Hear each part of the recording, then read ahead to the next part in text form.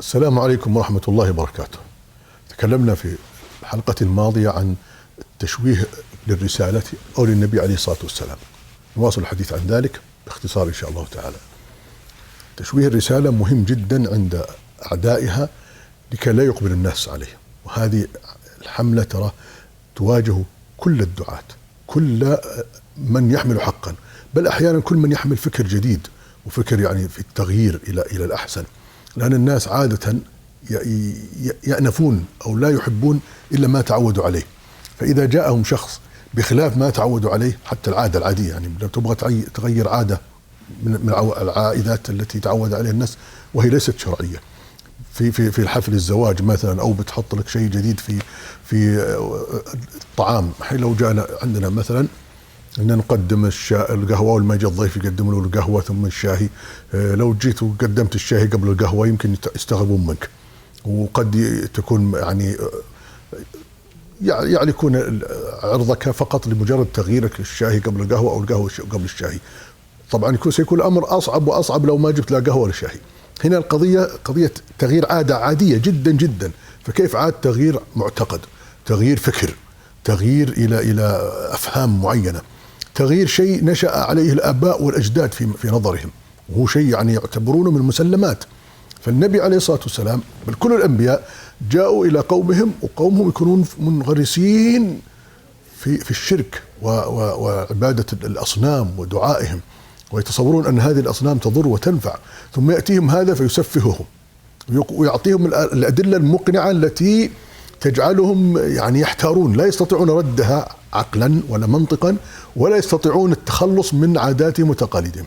وهذا الذي يعني أودى بأبي طالب، فإن أبا طالب كان مقتنعا بأن النبي عليه الصلاة والسلام هو الرسول حقا، لكنه لم يستطع التخلص من إرث الجاهلية، فقال إنه على ملة عبد المطلب.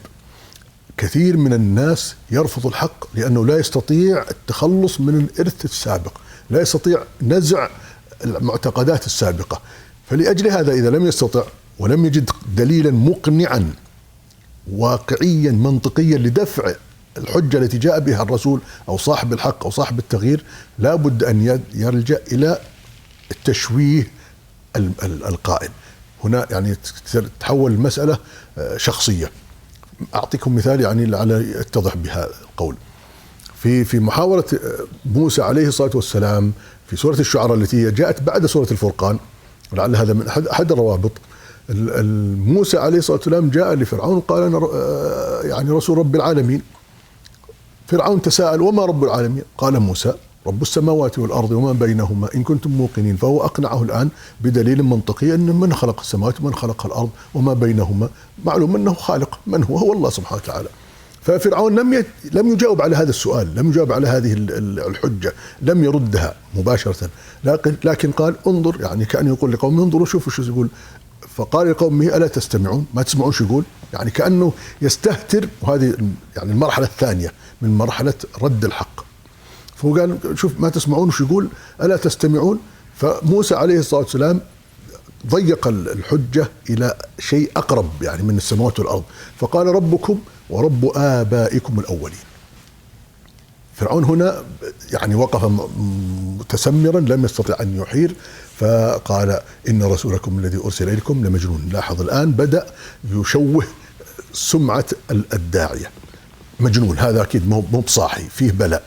من هنا جاء موسى بدليل أكثر قناعة منه، فقال رب المشرق والمغرب وما بينهما إن كنتم تعقلون. يعني كان عندك عقل، فهذا لتشرق الشمس من هنا، كما قال إبراهيم عليه الصلاة والسلام إن الله يأتي بالشمس من المشرق فأتي بها من المغرب.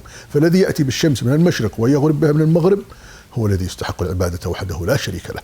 هنا قال لئن اتخذت إلها غيري لأجعلنك من المسجونين. هذه المراحل ستجدها دائما موجودة في كل رسالات الأنبياء عليهم الصلاة والسلام، بل في كل دعاة الحق الذين يسيرون على نهج الأنبياء والمرسلين، بل في كل دعاة الذين يريدون يعني نشر الفكر الصحيح والأخلاق الحميدة. لأن الفكر الذي جاء به النبي عليه الصلاة والسلام في القرآن الكريم، لما تشوف الأخلاق والتشريعات كلها ليس فيها شيء يعني ترفضه العقول أو تأباه الفطر.